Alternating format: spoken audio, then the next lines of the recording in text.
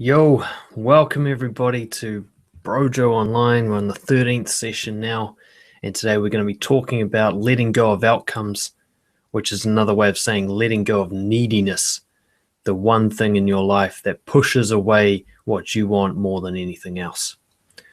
So welcome back to all our regular viewers, listeners, whatever, and to our Improvement Academy buddies. Today's session's an important one. I say that about all my work because I've got a massive ego, but I really mean it this time, really. Brojo Online, we've been talking about this subject pretty much every time we've done a session, and yet this is the first time we'll be looking at it directly, and that is the idea of being emotionally attached to outcomes, to have an emotional investment in the future going the way you want it to. We're going to be having a look at what this is, how this affects your everyday life, and most importantly, how this actually prevents you from those outcomes and results actually happening, prevents you from getting what you want. The ironic thing is that it's the very act of wanting something that becomes the biggest barrier to receiving it. And that's what we're really going to be looking at today, letting go of the neediness around that desire, not the desire itself, but the neediness attached to it, the fictional attachment to the future, and becoming more present in a practically applicable way, something you can actually go out and do this week. Seriously, if you've never seen Brojo Online before, that's all good. This is the one that I think has had the biggest, this concept has had the biggest impact on me in terms of changing the way I view the world and allowing me to enjoy life so much more. Put it this way, it's much more enjoyable to be involved in a sport when you don't have the pressure to win. It's much more enjoyable to be on a date when you don't have the pressure to create a relationship. It's more enjoyable to do pretty much fucking anything when you don't have pressure to actually achieve something. When you can just be there in the moment, like being on holiday, like hanging out with your best friend, like doing something for free. It's those kind of attachment-free situations that allow us to really enjoy life. Now, I know a lot of you watching will be either recovering or still deeply involved in things like the pickup artist movement. These kind of movements are really focused on being attached to outcomes. They're really focused on getting something. And if you're involved with this, you'll know the pain and suffering that comes from that attachment. You'll know that it's not helping you. You'll know that it disconnects you from people. And so today we're going to be talking about that. We're going to be diving deeply into what is this thing where we're attached to getting something. Why does it happen? And is it helpful? And I'll call it out, disclose it right now. I truly do not believe it's helpful. I believe this attachment to outcomes is a false god that we've been conditioned and programmed to believe from a very early age. And it actually crushes our ability to enjoy life. It makes us chase validation after validation, achievement after achievement, without actually gaining any real satisfaction. So that's what we're going to be looking at. I wanted to disclose that this will be biased, as I suppose all these sessions are, to my philosophy and my point of view. But this session's really for people. If you've been chasing something for a long time and that chase is not rewarding for you, it feels like a chore. It feels like you're waiting for something good to happen in the future rather than feeling it now, then this is the one for you. So let's start by defining the problem, as we always do, and have a look at what it means to be emotionally attached to outcomes. There's actually a Tony Robbins quote I want to plant a seed with today, and he says, "There is no such thing as failure. There are only results." And that really speaks to what we're going to be talking about today. The idea that emotional attachment to an outcome is the only thing that can produce a failure. A failure is a completely subjective notion. And it's becoming emotionally attached to a different outcome occurring that makes you call the one that actually occurred a failure. Having an emotional attachment to an outcome that then comes true is what we call a success. And so you can see right away the subjective nature of an outcome, or a result, if you prefer that word. For us to call something a success or a failure, we must first have a predefined concept around what success and failure is. And what we can see quite clearly is that is simply an emotional attachment to a certain outcome. Of all the millions of things that can happen, you're more emotionally invested in one of those things happening. And so that's what you call a success, and everything else you call a failure. And then you call yourself a failure for every one of those failures that occur. So you're essentially calling yourself a loser because the thing you predicted happening didn't occur. You're beating yourself up for not being able to predict the future accurately, which is just lunacy, because nobody can predict the future accurately. So you're beating yourself up for something that no human can do. It's like beating yourself up because you can't go invisible. It's like beating yourself up because you can't levitate. It's like beating yourself up because you can't read minds, which is another thing people often do. Emotional attachment to outcome could be the source of all of your suffering. And that's what I want to explore deeply today. So what is it? What does it mean to be emotionally attached to an outcome? Well, simply put, it means that your happiness, if you want to use that word, or your satisfaction and quality of life is determined by your results. It means there is a direct cause and effect relationship between things going the way you hoped they would and whether or not you enjoy life. That is an emotional attachment to outcomes. So if you think that a date that doesn't end with sex is a failure, you're emotionally attached to sex as an outcome. If you think that being a millionaire is a success, then you're emotionally attached to money as an outcome. If you think that somebody liking you is a success, then you're emotionally attached to validation. If you think that having a six-pack is a success, then you're emotionally attached to aesthetic appearance. On and on and on. If you think that something external needs to happen for you to qualify as having a good life, then you are emotionally attached to outcomes. Now, what does this mean?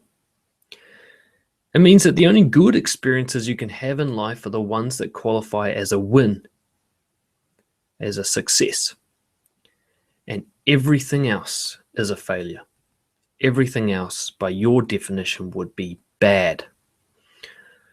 So, if your standards are really low or really broad, you could get lucky. You'll have a lot of things you consider a success. There are people out there who think getting out of bed and sitting on the couch to watch TV all day is a success.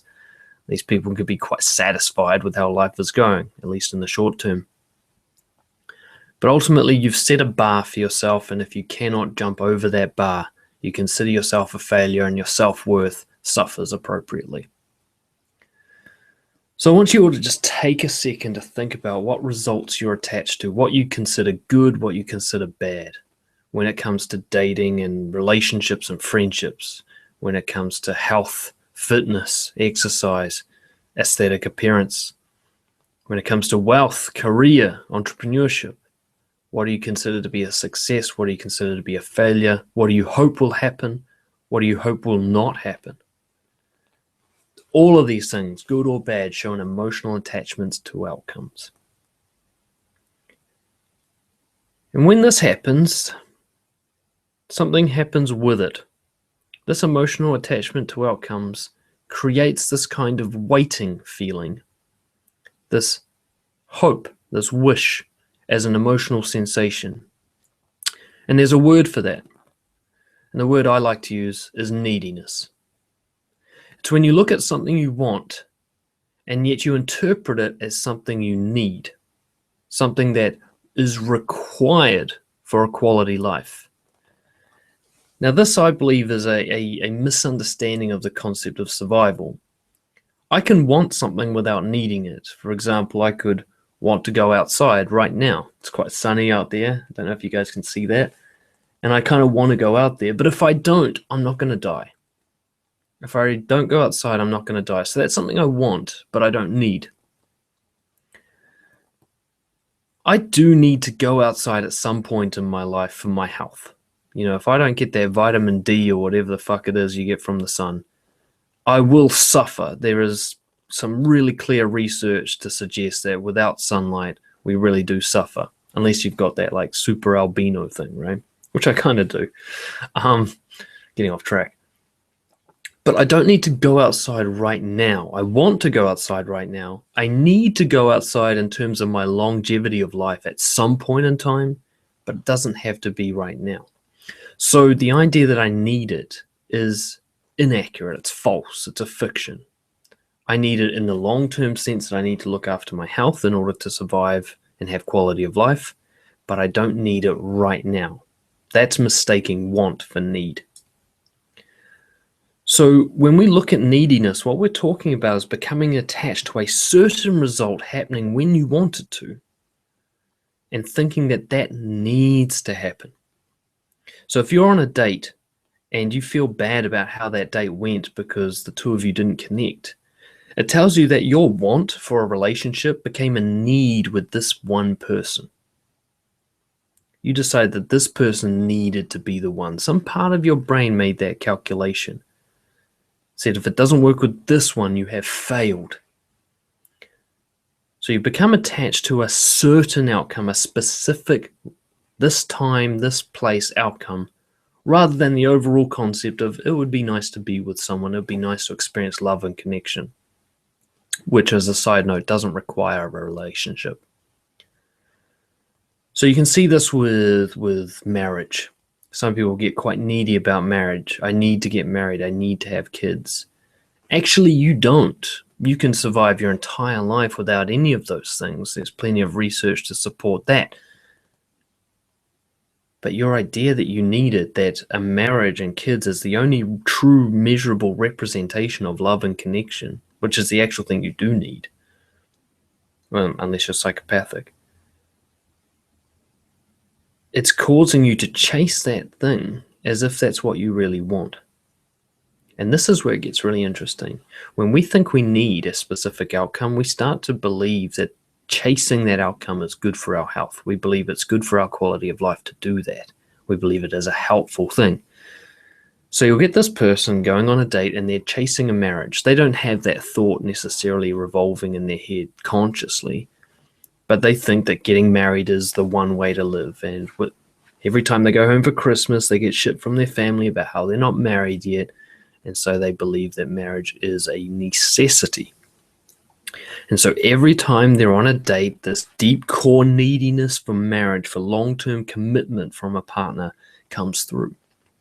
And the other person on the date, they don't know what it is that's going on exactly, but they just feel this pressure from the other person, this, God, they want so much from me. You know, I don't know how I know this, but it seems like they're asking a huge thing of me and I don't even know them. And this repulsion reaction starts to occur, like, God, I've got to get away from this. This could occur if the person merely wants sex. They think, I need sex to survive. Another inaccurate thought. And so they go on a date and they go, I fucking need sex. I really want sex. Now they try to hide this. Maybe they use pickup strategies. Maybe they just pretend to be nice, whatever it is. And yet the other person just feels like, what's going on? They're taking something. They're trying to take something from me. I don't know what it is, but I can feel it. I can feel them trying to take something. And the repulsion begins, the disgust reaction, the pushing away. What I'm really trying to get to here is to open your mind to the idea that you thinking you need something, you allowing that belief to become true in your mind, is actually what's pushing away what you really want.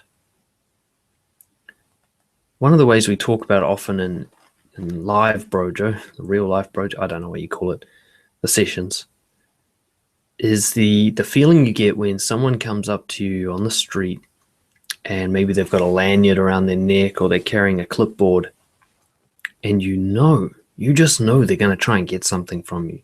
They look at you, they give you a big smile, they say, hi, how's it going? It seems legitimate on paper. It just seems like, hey, they're just saying hi, but deep down there's something else. They want something.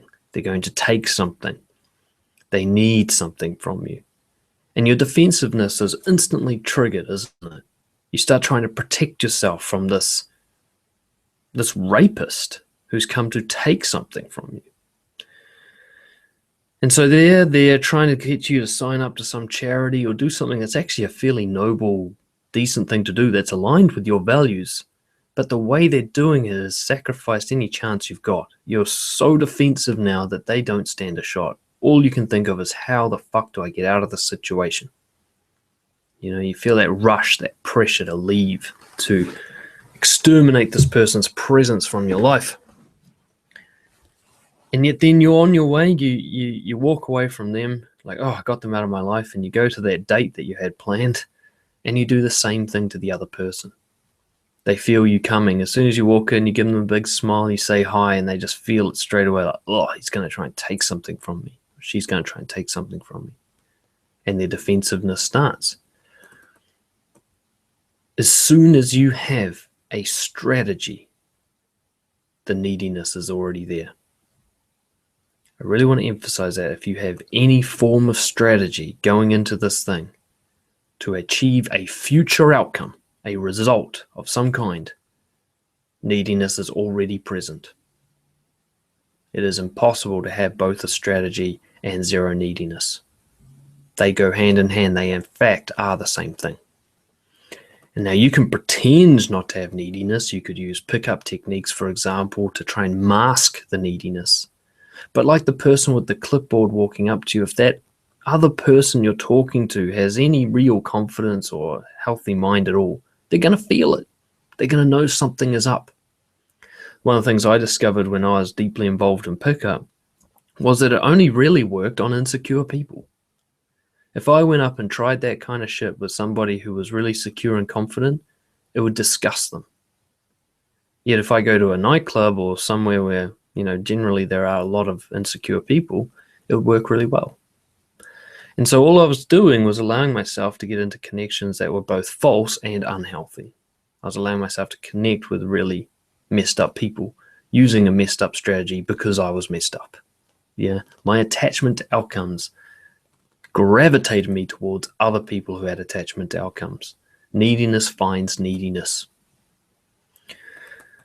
So what we're talking about today, and you might want to sign off at this point if this isn't you, is if you want healthiness, if you want to find quality, if you want, whether it's health, wealth, relationships, whatever, if you want that to be a quality, satisfying thing in the long term, then first you're going to have to let go of needing it. Now, if you rather have a quick fix result and you don't care about the quality of that, you're all about quantity, then stop listening now. This is not for you. So let's start by trying to figure out how we know when we've become attached to trying to get something. How do we know when neediness is showing up? Because quite often we're not even aware of it, or we think it's hidden. So one of the first warning signs is that there are a limited number of possible outcomes in your mind, which simply shows you that you're thinking about outcomes, if nothing else. And that there's a limited number, and one of those outcomes qualifies as a success and the others qualify as failures. You've already decided that before you've even taken your action. So I know we've got a lot of improvement and Brojo guys listening. So let's say it's all about you going up to meet new people, what pickup artists call approaching. If you think, if they like me, that's good, and if they don't like me, that's bad, that's a warning sign. It's a warning sign that you have become attached to outcomes emotionally. You're positively emotionally attached to them liking you. You're negatively emotionally attached to them not liking you. You're already needy about them liking you. No matter what kind of strategy you put in place to remove that neediness, you cannot go in there with that belief and be free of neediness. You just can't. So they're going to come up to you, and when they laugh at your jokes or they smile at you or they touch you on the shoulder, you're going to feel a massive emotional response positively. You're going to be thinking, I'm winning this thing. And when they frown or they look like they want to leave or they say no to you asking for their phone number, you're going to feel a negative emotional reaction to that. You're going to feel bad about it. And so essentially, they get to decide if you enjoy your life or not. And this is the point I really want you to allow to sink in. Your emotional attachment to outcomes means that other people decide if you enjoy your life. I want you to stop and think if that's how you want the way to... Let me start that again. I want you to stop and think, ask yourself, is that how I want the world to work for me? Jesus. Is that how you want things to go? Do you want other people to decide how good your life is? It's a serious question. It's not a hypothetical. Many people do choose this option. They choose allowing other people to determine their quality of life. They choose the victim mindset. That's what attachment to outcomes is, being a victim.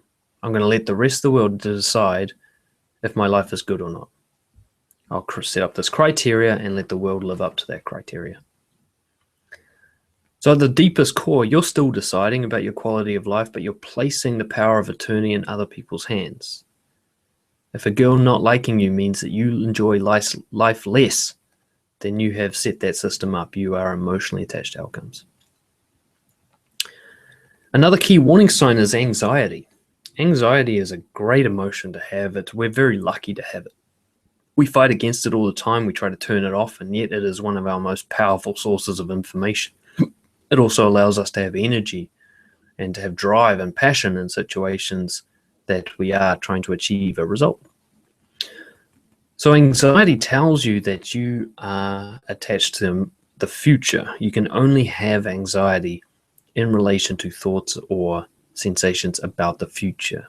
It's very unlikely that you will experience symptoms of anxiety because of the present moment. The present moment is almost always peaceful. I'll give you an idea of that. Let's say there's an example I like to use. You've been kidnapped, tied to a chair, and someone's got a gun in your mouth. Now, for most people, you're going to be feeling a massive amount of anxiety in that situation, and yet you're fine. If I was to take a photo of you in that moment, you're actually fine. You're sitting on a chair and there's a gun in your mouth, but nothing that bad is actually occurring. Physically, you are harm-free. It's your thought about the person pulling the trigger that causes the anxiety, isn't it? Now, if you were sure that the gun wasn't loaded, for example, if you were tied to the chair and the gun was in your mouth, but it was your friends and they were playing a joke on you and you knew that, you wouldn't have all the anxiety. So it's just the idea of pulling the trigger. It's the fantasy in your head about the future, that anxiety, that attachment to them not pulling the trigger that has caused you anxiety, that emotional attachment to an outcome you want. So if you're about to go up to someone new and say hi to them and you feel a massive amount of anxiety, that tells you that part of you is attached to the outcome. You want it to go well.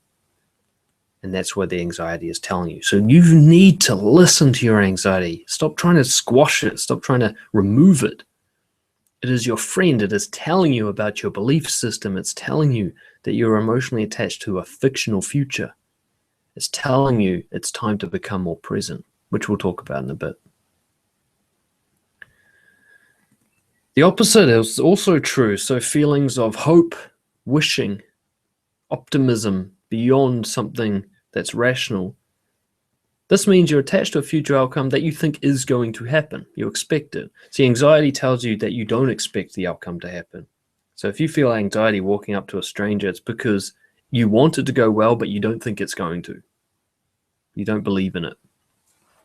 Whereas hope means you want it to go well and you expect it to, which I think is even more dangerous.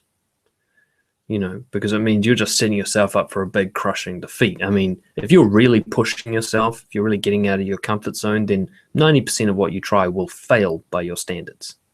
That is what I'd call healthy level of growth. Yeah, you should be failing far more than you succeed. If you're succeeding all the time, then you're not pushing yourself hard enough. It's as simple as that. So failure is the only way to accurately measure that you are growing. So if you're feeling hope or wishing, that is a warning sign that you're emotionally attached to outcomes. I suppose it's a fairly obvious one, right, when you think about it.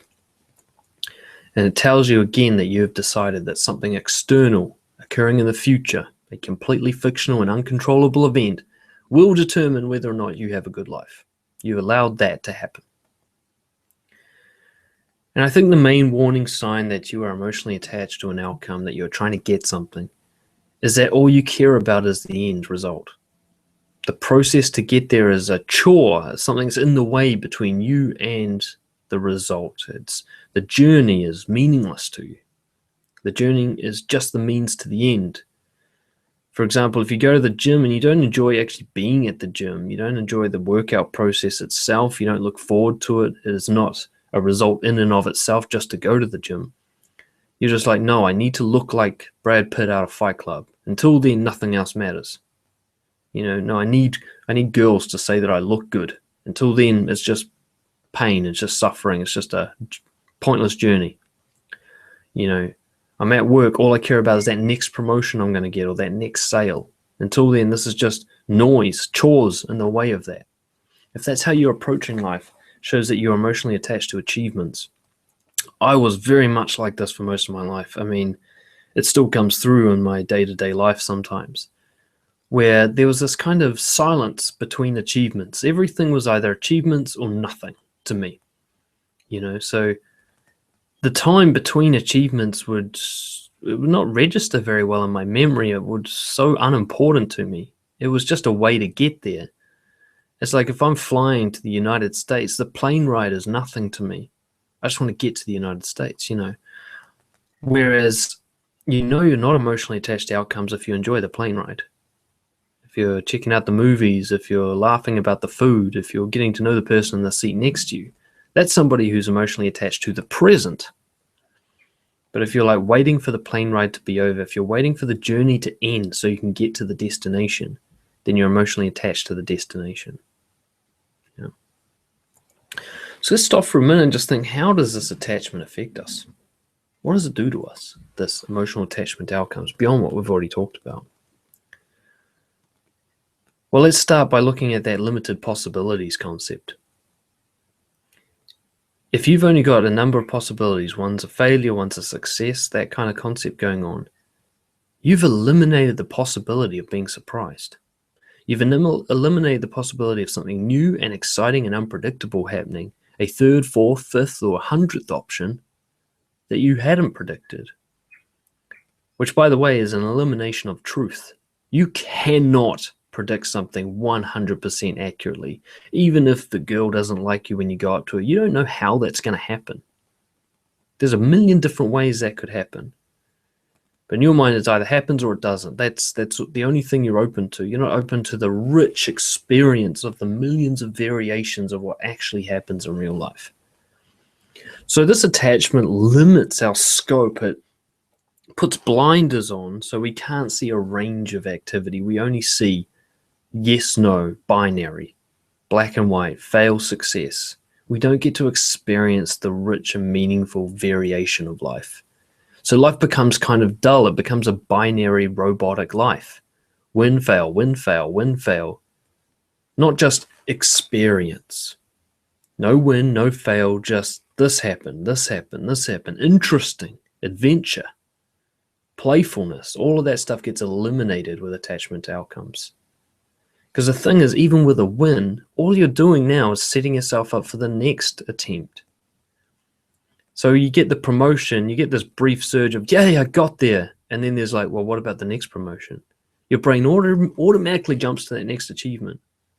You've been out there trying to get laid and you finally have sex. You're like, yes, that lasts maybe a couple of days. And then you're like, okay, now I've got to have sex again. That attachment to outcomes creates this kind of drug feeding behavior. It's exactly the same as a heroin addict. You're either on heroin or seeking heroin. There is no enjoyment of the heroin itself. There's this brief kind of satisfied instant gratification, and the neediness comes roaring back in. Even worse because of the gratification. You can see this I saw this with my addiction to smoking. I would want a cigarette, that neediness would be there. I think I needed a cigarette. I'd even use language that said I need a cigarette, as if somehow that was going to help me survive.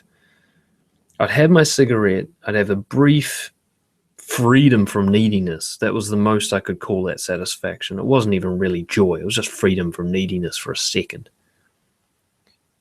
And then I would get the need for a cigarette again, but it would be worse than the time before. I'd need it more. It'd become more urgent. Especially over the years that I was addicted to smoking. At first, I could go for a week between cigarettes, and then it was down to like a couple of hours at most. It got to the point where I'd panic if I was in a situation where I wasn't allowed to smoke. Like if I had to go out on a boat and you weren't allowed to smoke on the boat, I'd actually feel anxiety about that situation. So you get to the point where anxiety, that kind of neediness, becomes your main thing. It's the dominant feeling in your life. You might not perceive it as actual anxiety, like heart racing kind of fight or flight response, but just this kind of pressure, this pressure to succeed all the time, this pressure to get to the next win. You can see this with the pickup artist guys. They might appear to be really carefree and confident, but all they can think about is that next win. It dominates them. It removes all real enjoyment. You can't even have a conversation with them about other aspects of life. All they can talk about is that next win they're going to go for, or that past win that they had. They just live in those wins and they miss out on the in-between parts. So what you'll also see is that you'll eliminate possibilities. If I go up to a girl and I think she's either going to like me or not like me as a win, not like me as a fail, and she says she's got a boyfriend, I'll take that as a fail and I will leave. She could have been a great friend. She could have been someone who introduces me to other people. She could have introduced me to dancing or some new kind of thing. She could have been somebody that was just great to talk to that day. But I walked away from her because I perceived a failure to have occurred. I missed out on the millions of possibilities and options that could have occurred in my connection with her simply because of my perception of a failure. It limits my possibilities. I walk past someone, they look really interesting, but I think I'm not attracted to them. Therefore, there's no point, there's no chance of a win, and I miss out on whatever they could have been. A great friend, a business partner, an interesting person to talk to. I was at the airport, I was stuck at the airport again, because I missed a flight again, and I was there and I was really bored and stressed out about missing the flight, and this old couple, Malaysian couple, I believe, sat down next to me. Well, I thought they were like in their 50s. Turns out they're in their 70s. They must be eating well or something. Now, if I was in my old pickup mindset, I would have ignored them. They were no chance of sex. The situation had no chance of sex. There's no point in talking to them. But since the changes I've made, I thought, well, I need to talk to somebody. I'm fucking bored here. So I talked to them, and they were two of the most interesting people I've ever met. In terms of a couple, they were just phenomenal. The guy, he helped me understand what old age was like. He gave me this kind of behind-the-scenes scope on how he was once this really sort of confident man who dominated the business world, and now he's really scared of everything all the time. Feels like he's being left behind by technology. And he was telling me all of this stuff. It was just really interesting, and I'm always interested in psychology. I learned a lot from those two. I would have missed out on that possibility if I'd been attached to outcomes. If I had been attached to having a good conversation with someone I'm attracted to, for example, I would have never spoken to them in the first place, and my body language would have pushed them away. See, the thing is, when you're attached to outcomes, everything about you tells people that you are. It says, don't come near me if the person doesn't meet your criteria for a win. And it says, give me something when they do. It just drives them away. The other way it affects you is that your neediness will lead to fear-based decision-making. All your decisions will be based on the survival neediness kind of mindset. So it's all going to be about short-term gain, And this is why, for example, in pickup, very few of the people actually end up in loving relationships. They just go from one source of validation to another, and it doesn't last very long. Even the guys who get laid a lot, they can't seem to have a commitment from a woman in their life. The woman eventually drifts away, and they really struggle with this. And this is because they're constantly wired to seek short-term gains, which almost always sacrifice long-term rewards. It's a basic principle of life that I've discovered and believe in deeply. That is, when you go for instant gratification, you sacrifice long-term gratification. When you take the easy win now, you sacrifice the long-term reward later. And the opposite, you take the hard road now, you get the long-term reward. You take the risk now, you get the long-term reward. And this is what you'll see with someone who's attached to outcomes, is they just pick up those pieces, the low-hanging fruit, I believe is the term. They're just going for the easy wins, and they sacrifice what they're really after. When somebody goes for the quick sale because they're just chasing money, quite often they sacrifice long-term money. But even when they get money, they're sacrificing long-term happiness or long-term satisfaction, long-term connection with people, because they've become this sort of narcissistic money grubber, It's the same with someone chasing a relationship. They'll take anyone who will show a sign of attraction towards them, rather than stepping back, waiting for quality and having a long-term relationship that they had to earn over time and patience that is deeply rewarding. Instead, they'll just go from one shitty, unhealthy relationship to another, taking whoever they can get, especially when they think somebody who's physically attractive meets all their demands. all their needs. And overall, you just find it hard to be present. You don't get to actually experience life when you're attached to outcomes, do you? You're just looking forward into the future the whole time while life happens around you, completely unnoticed. Time goes very quickly when you're attached to outcomes because you're not really aware of time passing. When you're trying to get home, it seems like time's dragging out, but then you get home and you go, fuck, where's the day gone? Because you finally achieved your outcome. Your brain just deletes all the noise of the process, of the journey. So you're present only during achievements. You're present only during your wins. And if they are few and far between, that means you miss out on just hours, days, weeks, months, and eventually years of your entire life. You would see this, you talk to someone who's been a real career, like ladder climber. They might have worked somewhere for 10 years and they can't remember the specifics of that work. Whole years, they can describe whole years as if they're a day because they're just so attached to those outcomes. It's like, I worked there for 2 years, got a promotion to this, then I worked there for another 3 years and got a promotion to that. And you're like, that's 5 years you just described in like 2 seconds. Did you enjoy that time? I mean, what happened in those 5 years? Anything? And they literally cannot remember. Their brain has kind of deleted or archived that information, or it wasn't able to create memories, because if you're sitting there daydreaming about the future, you cannot absorb stimuli from the present. Your brain is recording memories of you dreaming of the future rather than memories of what's actually happening.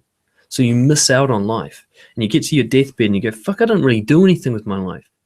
Well, actually you did, you just can't remember it because you weren't there to process a memory. You weren't actually present during your life to create a memory. So this is how it affects us. Essentially, in shorthand term, it fucks your life. Attachment to outcomes means you don't get to enjoy your life. You only get to enjoy the wins, and even then it's only a short-term enjoyment that just creates a deeper hunger for the next win. So it's not really, in the long-term sense of the word, enjoyment. It's just more pain and suffering. Where does this come from? Where does this attachment to belief come from? Does it come from a healthy place? Did we learn this from healthy people?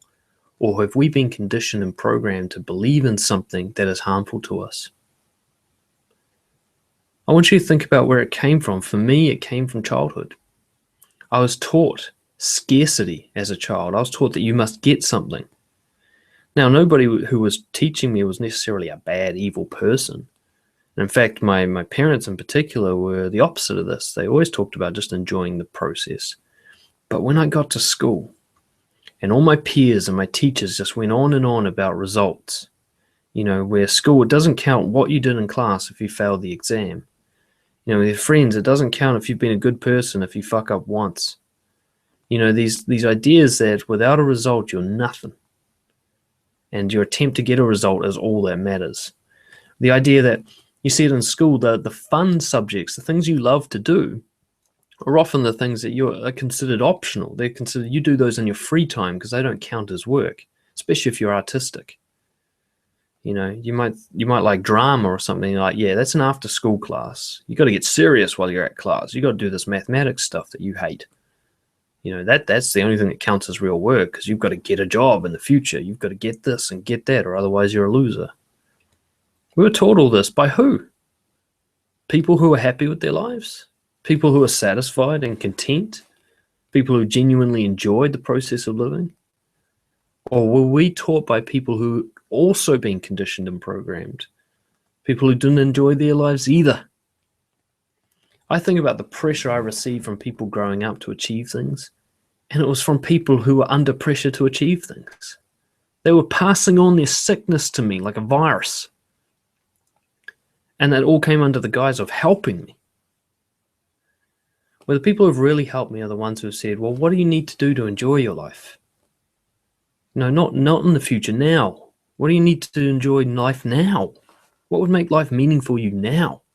You might not live till tomorrow. What's the point in worrying about what's going to happen tomorrow? You've got no control over that. You've only got control over now. And even then, it's limited control. So choose wisely. Things that might have programmed you to want to get something is when you were praised on your results and you were punished for failures.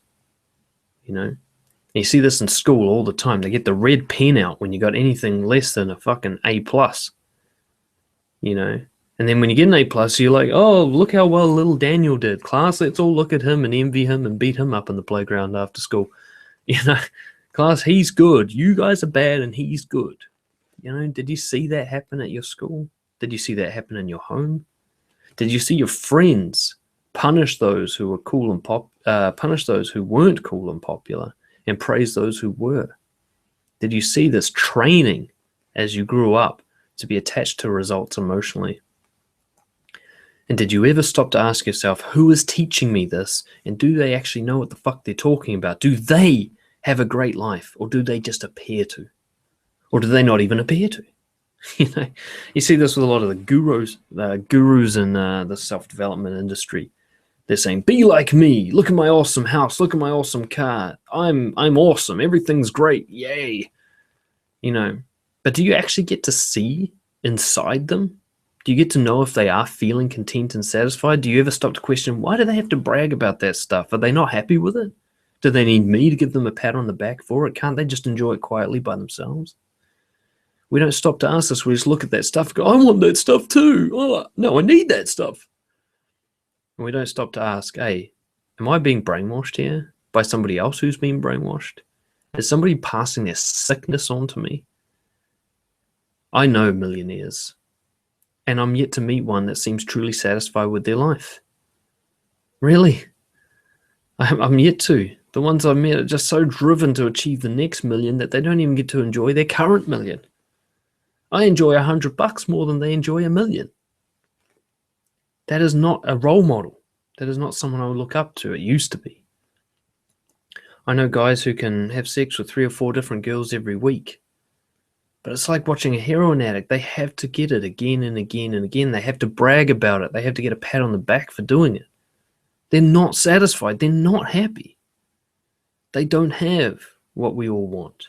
They just seem to, because we've believed the lie that results are the enjoyment of life. If you've been taught to achieve goals rather than live by values, rather than use goals to live by your values, you're probably attached to outcomes. If you don't even know what your values are, well, you're almost definitely attached to outcomes. That will be your default. So let's have a look at the other way to live. Let's have a look at what does it mean to completely reprogram the whole way you see the world, to let go of binary, to let go of win, fail, yes, no, black, white, and to enjoy the gray, to make everything a win, to every experience to be something that you can enjoy and grow from, something that is meaningful to you, something it's like when you're on holiday and you don't care what happens as long as it's interesting, to create that effect throughout your entire life. That feeling you get when you're with your best friend and you don't need to impress them, to create that with every person you meet. How do we expand those moments of experience to cover all life and let go of the need to get something that you don't actually need? Yeah. So what does it mean to be unattached to outcomes? What does it mean to be free? It means you're open-minded to anything happening. You adapt to all possible options, including those that you didn't think of. You're aware that you have this attachment to outcomes, but it doesn't own you. You're open to other things happening. In fact, you kind of hope you'll be surprised. You're looking forward to life showing you something new, rather than hoping that it shows you something you've already thought of. You have a let's see what happens approach, rather than I hope that this happens or hope that this doesn't happen approach. Your pleasure comes from doing things rather than achieving them. Your pleasure comes from running the race rather than crossing the finish line.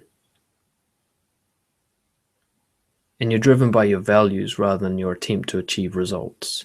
You're doing what's right for you right now, not what feels good, or not what you think will feel good, just in the achievement. But how do we do this? If we don't care about external results, how do we maintain motivation? How do we get out of bed if we're not trying to get something? And how does it change the way we need to do things? Well, first off, we've got to agree to some things. We've got to agree to being more open to making the most of a situation rather than trying to control a situation. Letting go of control and allowing yourself to be a participant in life rather than God. Allowing yourself to look at barriers as an exciting challenge rather than something to avoid or something to defeat. It means agreeing to less anxiety and more presence and enjoyment. If you can't agree to that, then I don't know what you're doing here. It means agreeing that there could be a richer experience of life, that rather than two options, there are many, and you're going to experience all of them. And some of them aren't going to be pleasurable physically, but they will be an enjoyable experience because they will add meaning and richness to your life. And it's about agreeing to allow neediness to go, so that you can behave more confidently and take bigger risks, which of course allow for much bigger rewards. How do we do this? First and foremost, we're going to get practical now. You need to sit down with a pen and paper. You need to have a look at everything you're doing, and you need to ask yourself, why? Why am I doing this stuff? Am I seeking an external validation, or is this because I'm living by my values? Do I get pleasure from the mere process of doing it, or do I only get pleasure from results? You need to examine every fucking thing you're doing in your life for this. It should take you hours. It is worth the work. These hours could save you years of dissatisfaction. Years. You're going out dating, why? Because you want a relationship? That's an external outcome. Straight away, that's a needy reason to be dating. Doesn't mean you should stop dating, but you just need to know why. You need to have a look at it. You need to have a look at starting to live by the values more. So I can either go on a date because I want to get sex, I want to get a relationship, I want to get a laugh from the person when I'm funny, I want to get liked. Or I can go on a date because I want to practice honesty, I want to practice connection, I want to practice respect and courage for my own benefit. None of these things require anything from the other person. I want to push my comfort zone. I want to experience being out in the world and see what happens. These are good reasons to date. And you often find that you stop calling it dating once you have these reasons. Why do I want to try and get that promotion? Because then I'll feel good about myself. That's an attachment to external outcomes. I'm going to go for the promotion because it will force me to work harder. I'm going to go for the promotion because it will guide me in my day-to-day work and give me focus. I want to go for the promotion just because it'll be fun to do. I want to go for the promotion just to show that myself that I can go for it. These are things that should keep you in the present moment. You have the goal, but the goal is to help you live by your values, not to achieve the goal. Yeah? You want a six-pack? Fuck that. Make the goal about going to the gym and pushing yourself harder than you did yesterday. Make the goal about trying to see how long you can hold the weight up for. Make it about just you getting personal bests rather than being the best. Make it about your values. Make it about the process of doing it. Make it so that every rep is an experience in itself. Do it for you. Do it for your health. Change the reason why. As we sort of identify, you can use those outcomes. You don't have to deny that you're emotionally attached to them, but you can use them as guides rather than as achievements. So yes, I want a relationship. I can't lie to myself and say that I don't want one. I know I want one. I'm not enlightened enough yet to be completely free of humans for the rest of my life. I really do want a relationship. But do I need it from this one person? Do I need it from this date that I'm about to go on? No. What do I need to use this goal for? I'm going to use my desire for a relationship to practice being open and honest with people. I'm going to use it to practice connecting with people. I'm going to use it to be courageous, to push me into doing things that take me out of my social comfort zone. I can still go out there and do things and be motivated, but it won't matter what actually happens because it's the very act of doing it that achieves the goal. I don't need a result beyond what I can control. Aim to give rather than get. The absolute best way to get rid of neediness is to stop trying to get something. But stopping to try and get something is almost impossible. You can't stop something. But you can start. You can do something that eliminates it. And the only way to eliminate neediness is to give. So you can go up to someone, talk to them because you're trying to get their phone number. Or you can go up to give them recognition. You can go up to give them your honesty. You can go up to give them somebody to talk to today, or at least the invitation. You can give someone the chance to hire you rather than trying to get the job. You can give your body health rather than trying to get a six-pack. aim to give, and keep reminding yourself around what giving you're doing. You're going to need to keep reminding yourself because your autopilot is around getting. You're going to have to break that pattern over and over again. I'd say like half-hour reminders on your phone. What does it mean to give right now? Keep refocusing on that until that becomes the new automatic pattern. Remind yourself that everything is just practice. We've got the Olympics on at the moment of this recording. Some of those athletes will be massively attached to outcomes, you know. They'll be attached to getting a medal. They'll be attached to breaking a record. They'll be attached to something. But the highest performing ones, the real true winners, will actually probably be the ones who are there just to practice being at the Olympics, just to swim a little harder, run a little faster. It's all just practice. It doesn't matter if there's a flag with rings on it. They're still just practicing what they love to do.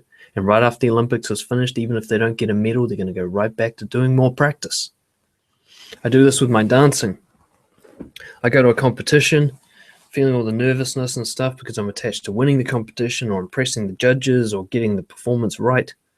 And I just remind myself, I'm just practicing dancing in competitions. It's not actually a competition, it's practice. Everything is just practice. There is no such thing as a final result.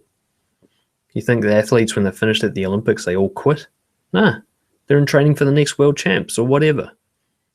Everything's just practice for the next thing. And the next thing doesn't even matter. That's just going to be more practice. Focus on every task fully or don't do it at all. Hell yes versus hell no. If you really want to achieve that freedom of letting go of the outcome, is you really need to throw yourself into the process. You know, like I often say, if you're going to do the dishes, do the fuck out of those dishes. Wash them and like no one's ever washed them before. Throw yourself into the task or leave them and don't do them at all. Not some half-assed in between thing. That's not living in that mediocre average.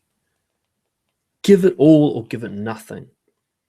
Go on a date and throw your honesty at the person. Be as courageous and bold as possible, or don't go on the date at all. Don't go there safely, protecting yourself with pickup strategy or with nice guy bullshit.